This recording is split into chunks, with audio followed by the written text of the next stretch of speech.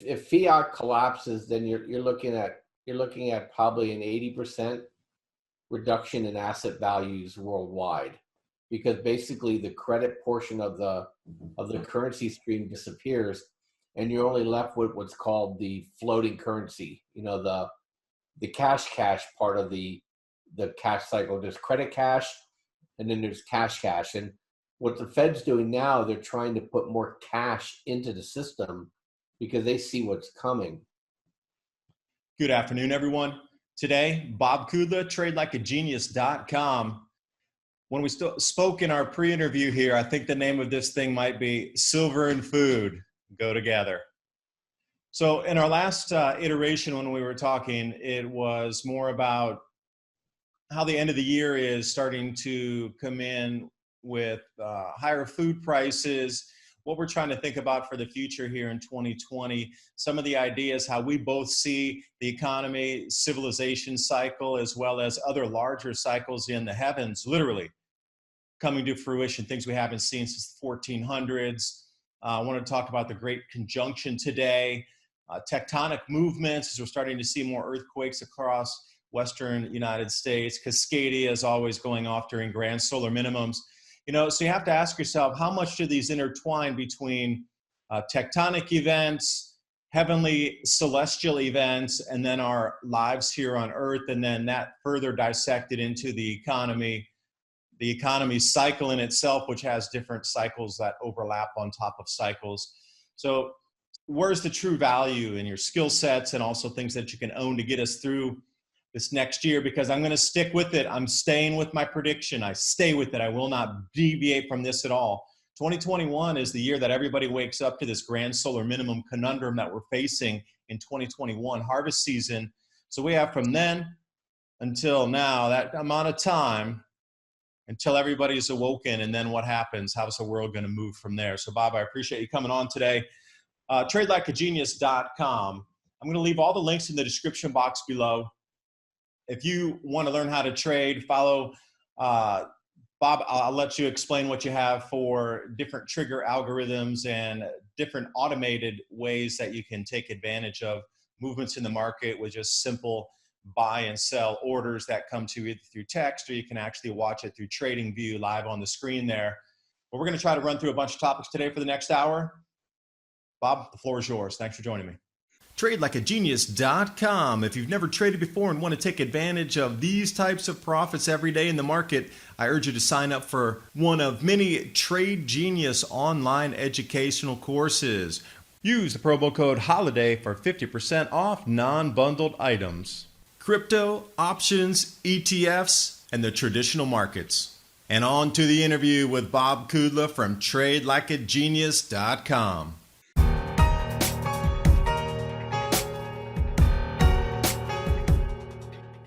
Look, in America, California passed a law that if you steal less than $1,000, it's a misdemeanor. So people are rampaging through these clothing stores now and just walking out with stuff, and they basically come in groups of 20 or 30, and they steal and they go. And the police are overwhelmed. They're not going to chase down somebody who stole $150 sneakers, but it's causing grief here. And that's what's going to happen with food too. So you just need to be smart about these things. And it's kind of sad that we have to talk about this, but people are absolutely clueless, Dave. They think they can just run to the store. How many hurricanes have people gone through where they get to Home Depot and they get to Albertsons, and they find out there's nothing on the shelf and you can't get plywood? You need to have that stuff now. And even if you're stuck in a city, you better have a cabinet full of food, and a can opener, and you'll be able to make it through with a hot pot. Yeah, that's all you're going to need. And, thinking about water as well, because you can have all the food you want, you can have all the propane you need, but without the water as well, you're going to need some of that. And I agree, if you're in the city, get out of there. When I was talking, I was thinking more of residential or farming community, something like this. You're going to need to be a little further out, because imagine if there's a flash mob that runs through a supermarket 20, 30 people, how much food could they grab off of a shelf and run away with? And then if everybody was doing it repeatedly through the day, I mean, what are the choices of these supermarkets? Are they going to continue to stay open with armed guards inside there, or they're going to close their doors? There's going to be no, I mean, it could be a choice C probably, where they have people going through like, you know, okay, 2 of you can go in now, something like this. Let me see your cash first. You know, kind of like getting checked if you're going into, I don't know, a venue or an event. But the things that are portending with the massive amount of cycles overlapping and the massive signs we're seeing, not in these earthquakes, Cascadia, just an FYI here, through history, John Casey's book, Upheaval, is a really good book to understand.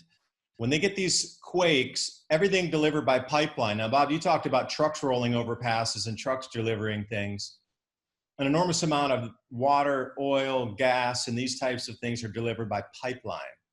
Now, these pipelines would rupture during this time too, and anything coming from the east into California would be cut off in a second. So think about the reduction of pipeline capacity going inbound. They're talking about freeway. Maybe not collapses, but the bridges would pull away enough where you wouldn't be able to travel by road because your car couldn't transit the gap between where things were separated on freeways and bridges.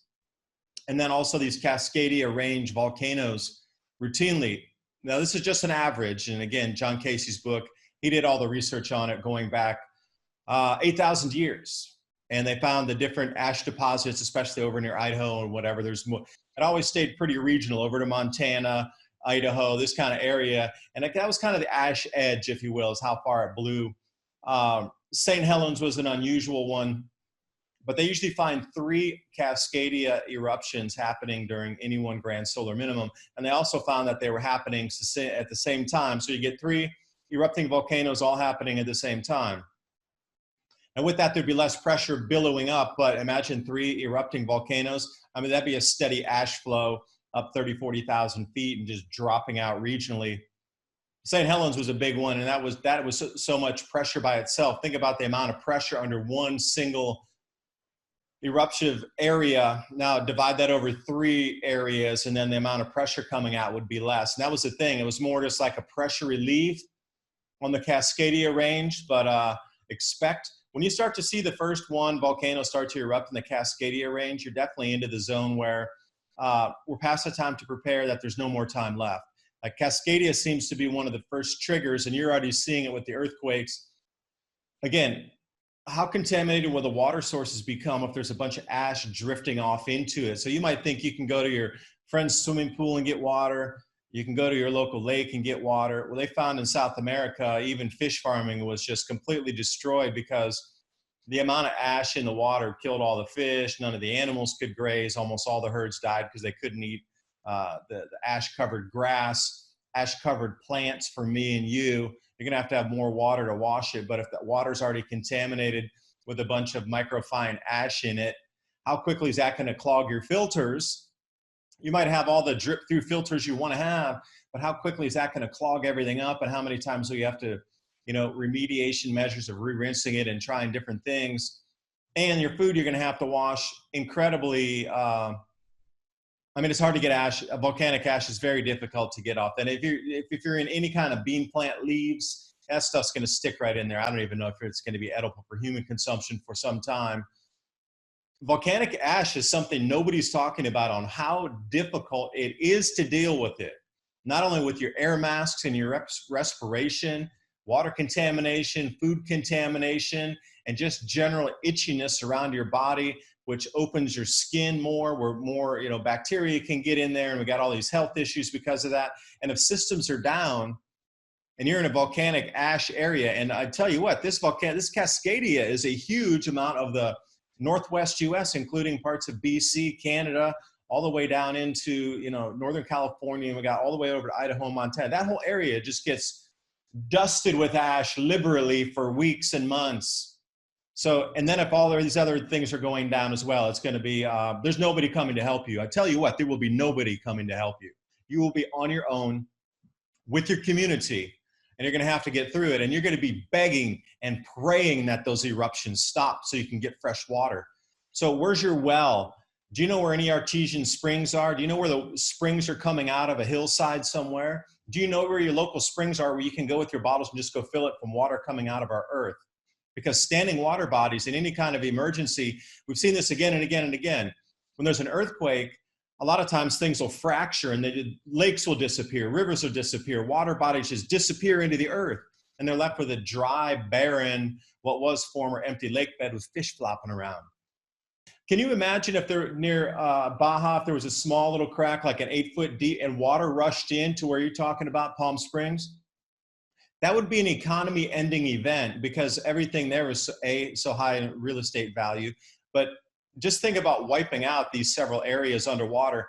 How long would it take to build levees to pump them out? I don't know if they ever would. It would be a complete write-off. And if this is what we're looking at for just a small part of the nation, how's the rest of the country going to be affected by that? There's so many things moving forward economy-wise that you're going to have to protect your families by yourself. The message is understand the problem so you can come up with the solutions, but be real about it. If you're going to put your head in the sand and be like, don't talk about it, it's too tumultuous to talk about. I'm sorry, you're not going to be around to talk any further after these events happen because you didn't prepare. And these are the years now, 2020 and 2021. We're going to have more change with this grand solar minimum. So these next 2 to 3 years, because we're entering into it, it's going to be the most change. You already see our atmosphere doesn't know how to adjust to these new changes with the weakening magnetosphere, new jet streams in different flows, cloud patterns. Our atmosphere does not know how to adjust. And we're just at the cusp of real atmospheric changes. The lightning and electrical ferocity hasn't really begun yet. We're starting to see a wisp of it, with the Earth trying to discharge up to the ionosphere to match the step down in the sun's charge. But all these things are really going to coalesce, like 2023 and 2024. I believe these 2 years we'll have seen nothing in the last 2,000 years, 2023 and 4. And then we're talking about the economy. I think it could be a collapse as great, bringing us back to the Roman Empire. So we're talking 2,000-year cycles of economy collapse here, as well as, food, society, and just the general workings of our planet on a 2,000-year reset cycle.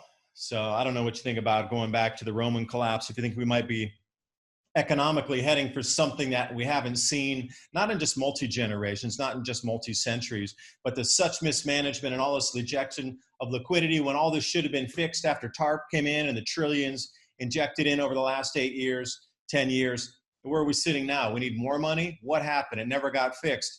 So this collapse, do you think it's going to be the greatest collapse in the last how many thousand years when we really hit it and when it really starts to unwind this time? So Bob, what do you think about that collapse-wise, economy? Yeah, well, if Fiat collapses, then you're looking at probably an 80% reduction in asset values worldwide, because basically the credit portion of the currency stream disappears, and you're only left with what's called the floating currency. The cash part of the cash cycle. There's credit cash, and then there's cash. And what the Fed's doing now, they're trying to put more cash into the system because they see what's coming. But at some point, like you said, if you don't have the incomes to pay for the things, prices have to come down. Law of supply and demand has not been terminated. So, in the United States, over the next 9 years is when 2029 is when the baby boomers will be dying off faster than they're coming into 65. Into the United States population coming into 65, you'll actually start seeing a retrograde in the average age of the human in the United States. And so this next 10 years is really when we're going to have what I would call the break of the social welfare and the healthcare systems. They're either going to have to become extremely more affordable or they're going to become unavailable. And so that's something that people have to keep an eye on. And it's starting the century of that.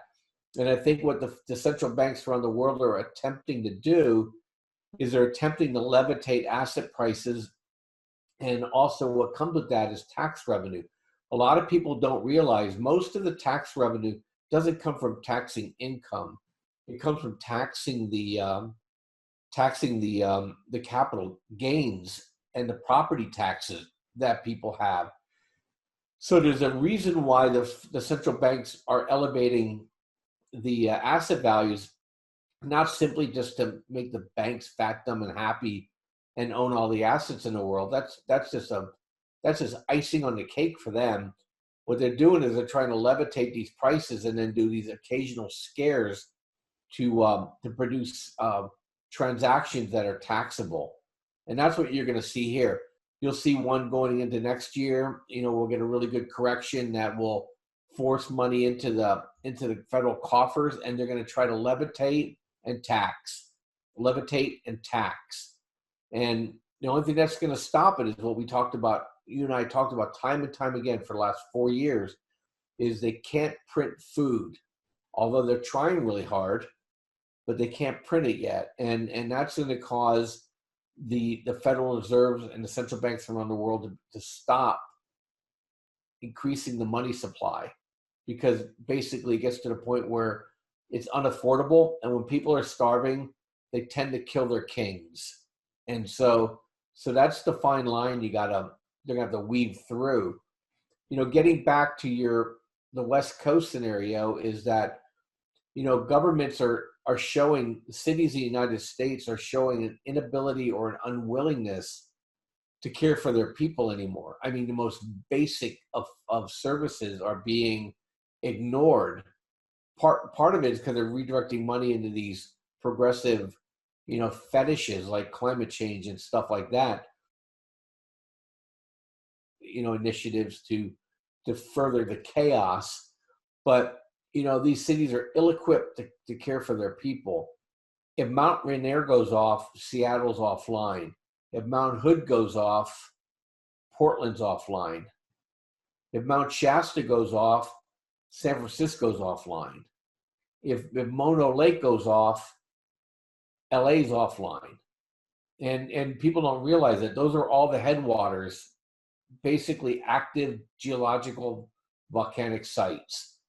And that's just a couple of the volcanoes. Down here in California, we're getting areas that have been quiet for many, many, many, many centuries, that where you could obviously tell these were basaltic, oozings. When you look out when you travel to Las Vegas, you see the lava and the basaltic fields that are preserved because it's been a desert. Those areas are starting to heat up again, literally and figuratively. And so, the whole Western United States, is in some sort of motion here underneath the surface, and that's just California. If any of those cities go offline, the United States goes into a depression. And, you have to just look around the world: Mexico City, Tokyo, Istanbul, Rome. People don't realize Italy is a massively active fault area. So there's a lot of issues and these things are what I would call, those are the black swans, Dave, that nobody thinks about, because a volcano and an earthquake can just show up at any point. And that's why people need to be prepared and be able to weather the storm. And that's why at Trade Genius, that's why we day trade. That's why we started this service in the first place, and you and I started talking so many years ago, is that I was that concerned about the Grand Solar Minimum that we have to show people how they could take charge, because centralization is going to go away. You're going to have to be able to get out there and learn how to barter, learn how to trade, and learn how to make extra income from other sources, and then be able to have that income in an environment where you can then barter for things, assuming that the whole communication grid doesn't go down. Bitcoin's going to be, and those tokens are going to be a way in which people are going to conduct business. But other than that, people are going to want hard currencies. They're not going to trust fiat, and you're going to have to be in a position to be able to trade for real things, or real skills for real things, and people aren't ready for that. Now, you and I talked a lot of gloom and doom here. I'm more of a 2 standard deviation guy, a 2 sigma guy, not a 6 sigma guy, because a lot of times people get frozen for 1 in 100,000 events. But a 2 sigma are the things that we just talked about today: earthquake, volcano, social unrest, a war that shows up out of the blue that takes oil prices sky high, a sustained cold snap that drains the natural gas out of the Northeast United States. They have to ship their nat gas in because the idiots that run those northeastern states are positioning about global warming. They won't let the pipelines come into their networks. So they literally have to ship nat gas in on tankers, LNG tankers. And so if you get a big drawdown, and we had one last year, you saw the spike in natural gas last winter, it doubled and tripled overnight. When those things happen, those things are extremely disruptive. And people talk about heat killing people, cold kills people a lot faster. If you're hot, you can jump in a pool or get in a shower. But if you're cold and there's no heat, there's only so many clothes you can put on before it becomes something you're not going to be able to deal with. And England sees that about every winter because they run their people ragged over there in terms of energy costs, and people just simply turn off the heat and they die. And so those are the things that we're more likely to see. We're also more likely to see a region of the world where we'll have a crop failure, and the country that has the abundance may choose not to export for political reasons or for ability to dominate. And then that'll cause chaos as well. So those are the things that are more likely to happen, Dave. Now, 6 sigma events happen, we're all going to be heads down. But you plan for the 2 sigma events, those events that are likely to happen over the course of the next 2 or 3 years. And the 6 sigma things is that you can only prepare so much, but you definitely can prepare for the 2 sigma events. And that's what we do, and that's what I do. And that's why I started a solar energy company 14 years ago, because I said, hey, people need solar energy on their homes. And I'm not a Green New Deal nut at all. I'm like, hey, you need to decentralize the grid. And I think the good that will come out of this is that we'll have a decentralized world again. People will see the utter failure of centralized governments, and things will localize again. And I think with technology, the way it's going, and some of the things that you talk about in terms of food and healthcare and stuff like that, we'll go through a dark period, but I think we'll come out of it pretty brightly in terms of where maybe our children and grandchildren will be able to live. Preparedness. I would do a challenge for you. I'm going to recommend a website that you might want to visit. It's called findaspring.com. Like find a spring, like natural fed water source.com. Even over here in Taiwan and every nation on the planet, there's a listing for findaspring.com. Now, wherever you can find these, I would definitely mark them on your map. I would know how to get there. I would challenge you to go find all the springs in your local area. Talk to people who know where some of these springs are that maybe aren't listed. And this will give you a great peace of mind, because if you know you can go get water when others can't, or you have a fresh water source regardless of volcanic ash in the air or whatever kind of contaminants are coming down or whatever kind of conditions, if it freezes elsewhere and pipes freeze, no problem. That water is going to continue to pull out from the earth. So even just these smallest things of knowing that if these situations occur, that you already know what to do. You already have a backup plan. Look at yourself. You got solar power. You got the propane. If that doesn't work, you got the wood.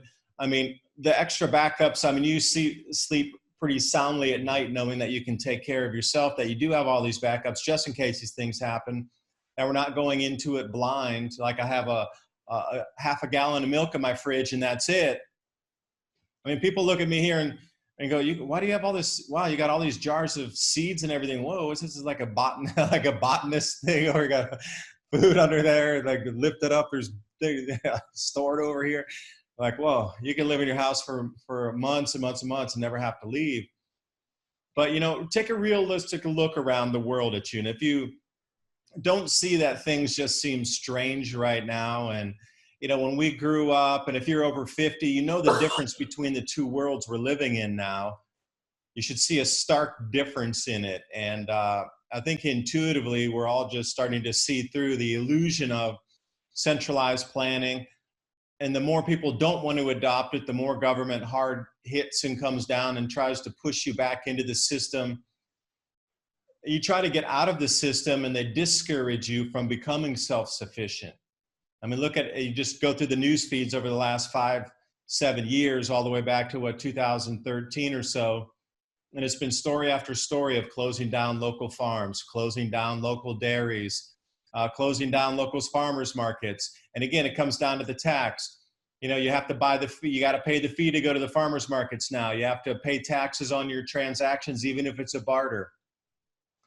It's just ridiculous how the control mechanism is trying to take you away from the self-sufficiency. And if your garden in your yard gets too big, you have to apply for a business license, and you can't grow fruit in your front yard. It can only be grass and ornamentals. How dare you put a fruit tree in your front yard? That fruit could fall off and make somebody slip on the sidewalk, and you're liable. You know, I don't know why we aren't growing more community fruit trees. And I would also challenge anybody that flies by private jet, for every mile you fly, plant a community fruit tree. Plant a community fruit tree for every mile you fly. Yeah, one of the things too is that when you talked about water, is that I have a dehumidifier in my garage that I can hook up to charcoal filtering system, and so I can generate water every day, enough for my family, through a dehumidifier that runs through the carbon filtration systems and connected to my solar system. So there are things you can do if you're stuck in a condo.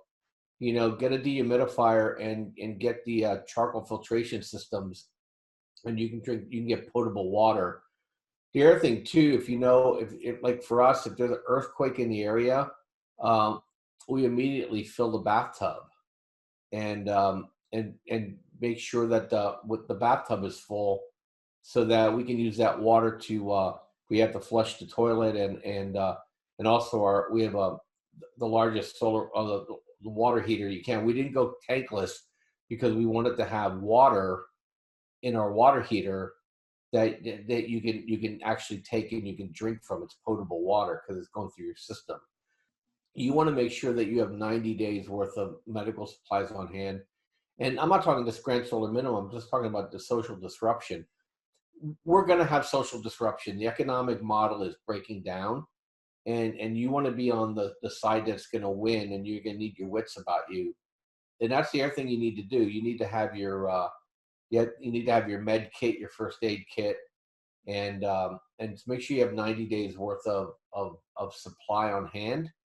And you know, if they don't have things in order by then we have bigger fish to fry. But those are things you need to think about. Don't wait till last minute on this stuff. You know, gasoline in your tank. You know, my wife is adamant that we get a half a tank. We go to the gas station, we fill it, because we live in an area where you cannot have gasoline for weeks on end.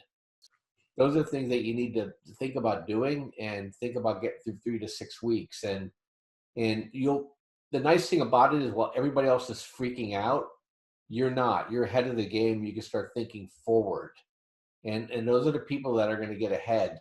You know, I like to act upon things. I don't like things to act upon me. So to the extent that I can be proactive, I am proactive, and that's what you need to have. You need to adopt that mentality. You and I both do what we do is because we have a story that we want people to understand, that what's coming in the world here, and most people are going to say, I never saw it coming.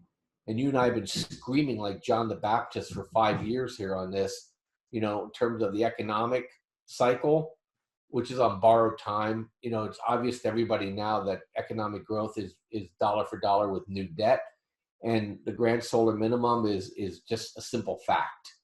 And we know what happens there. We don't need models. We just have to look at the history. And I think they're obfuscating that with models to not freak out the population. And so, but you have the information in front of you. You need to act on it. And then, you know, we like to trade here at Trade Genius because I want to have a secondary source of income, you know, or you want to take care of things for your family, or if none of this stuff comes to pass, being able to make some great money and go on some great vacations.